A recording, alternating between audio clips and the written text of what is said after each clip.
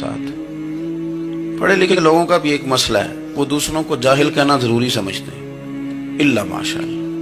میں اکثر کہتا ہوں کہ یہ تو آسان کام ہے نا، آپ نے کہہ دیا جاہل نہیں جی سارے پنڈ والے، یہ تو بڑا آسان کام ہے، تو جان چھڑانے والی بات ہے۔ ان پڑھ ہیں جی اس قوم دا کچھ نہیں بن سکتا، بھی تو آسان کام ہے، جان چھوٹ گئی۔ میں بھی کھڑا ہوتا ہوں نماز جنازہ کی امامت کرنے کے لیے، کبھی تو کہہ دیتا ہوں کہ جناب آج لوگوں کو نماز جنازہ کی دعا نہیں آتی، تو سوچتا ہوں کہ اگر کسی نے کھڑا کر کے پوچھ لیا کہ آپ نے کتنے لوگوں کو یاد کرائی ہے، ہم نے کبھی کہا کہ آؤ بیٹھو یاد کراؤں، تو اس کا جواب کیا ہے؟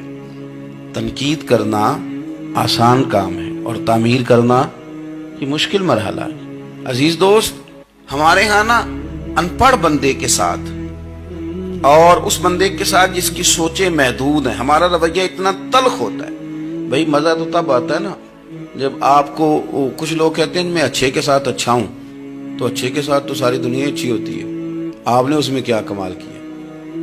حضور سید عالم صلی اللہ علیہ وسلم نے تو فرمایا اس کے ساتھ جوڑو جو تمہارے ساتھ توڑ رہا ہے، جو سخت رویہ اختیار کرے، سخت۔ بخاری مسلم میں حدیث ہے، حضرت عمر فاروق رضی اللہ تعالیٰ عنہ، حضرت انس بن مالک فرماتے ہیں کہ حضور سید عالم صلی اللہ علیہ وسلم گزر رہے تھے اور سرخ رنگ کی نہ نجرانی دھاری دار چادر سرکار نے اوڑھ رکھی تھی۔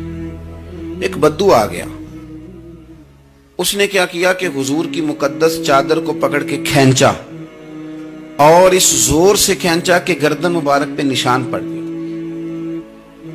زور سے دروازے پہ دستک دے دینا بھکاری، تو اسے خراش شرات کوئی نہیں ملتی، البتہ جھٹکیاں دو چار ضرور مل جاتی۔ توڑنا ہے دروازہ، خیرات لینے آیا کہ تو قرضہ لینے آیا؟ اس نے آ کر کے زور سے چادر کو کھینچا، مقدس گردن پہ نشان پڑ گیا۔ سرکار نے رخ انور پھیرا، کہتا پتہ کیا ہے، میں غریب آدمی ہوں، کچھ مانگنے آیا ہوں۔ بھئی تو گلے میں چادر ڈال کے مانگے گا؟ لیکن یہ آپ کا کمال ہے، یہاں اب آپ کے علم کا، آپ کے حوصلے کا، ظرف کا پتہ چلتا۔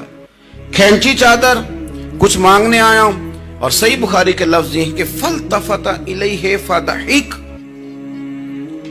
جب محبوب نے اس کی طرف توجہ کی، اس کی بات سنی، اس نے گلے میں چادر ڈال کے کھینچا ہے، نشان ڈال دیا ہے، لیکن جب حضور نے توجہ کی تو فَضَحِكَ، نبی پاک نے مسکرانا شروع کر دیا۔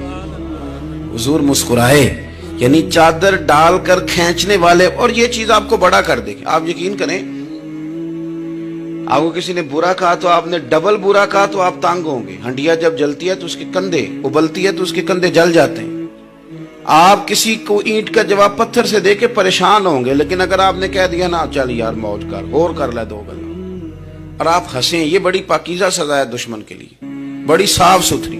جتن جتن تے ہر کوئی کھیڑے، ہارن کھیڑ فقیرہ، جتن جتن تے سارے لوگ کر دینا کام جتنے آلہ، میں نے جیتنا ہے۔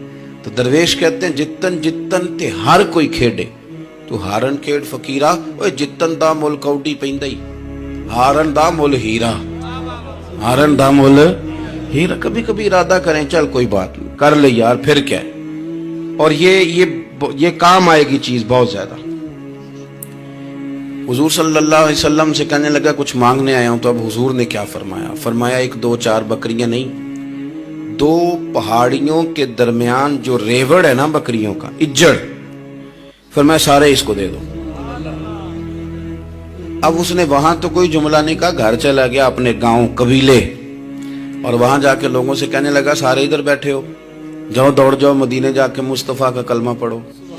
کہنے لگے وہ تو اتنا دیتے ہیں کہ غربت کا ڈر بھی دور ہو جاتا ہے۔ تو نبی پاک صلی اللہ علیہ وسلم کا ان لوگوں کے ساتھ جو ان پڑھ ہیں، جو ساتھ ہیں، آج ہمارے بچے اپنے ابا جی کو بھی کہہ دیتے ہیں تسی پڑھے نہیں، ان دور بدل گیا ہے۔ میں ایک شادی کی تقریب میں جا رہا تھا، میرے آگے آگے والد صاحب کو بیٹا سمجھا رہا ہے، کہتے ابا جی ہن نہ اتنے جا کے نہ میٹھے چولاں تے سالن پا کے نہ کھایا گیا، بندہ ماڑا لگتا ہے۔ میرا پیار تھا اس خاندان سے، میں نے اس بچے کو تھپکی دے کے کہا، میں کہا پتر تو ذرا لیٹ ہو گیا، جلدی ہوندا تے نہ سارے سیانے ہونا سی۔ یہ ہمارے بچے اب بجائے اس کے کہ وہ قائل کریں، کتنا آپ نے غلط جملہ کہا کہ ابا جی آپ پڑھے ہی نہیں، آپ نے کتنی غلط بات کر دی۔ امام اعظم ابو حنیفہ رحمۃ اللہ علیہ کا ایک شاگرد تھا، وہ تقریر اچھی کرتا تھا، تو امام صاحب رحمۃ اللہ علیہ کی والدہ فرمایا کرتی ہیں ابو حنیفہ